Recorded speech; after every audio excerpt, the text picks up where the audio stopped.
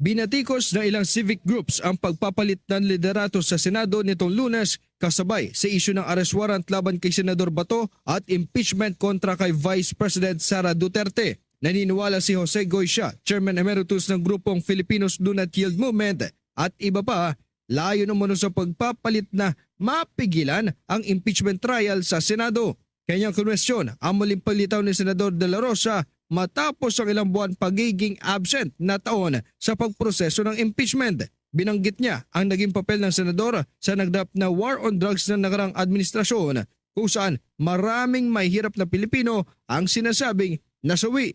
Kung kaya't dahil sa mga ito'y git niya na hindi dapat mistulang kumikilos sa Senado para masagip at maproteksyonan lamang ang mga makapangyarihang personalidad.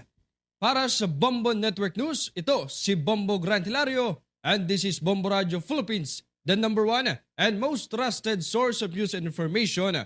Basta Radio, Bombo! Balik po tayo dyan sa may Malacanang. Ang usapin po ng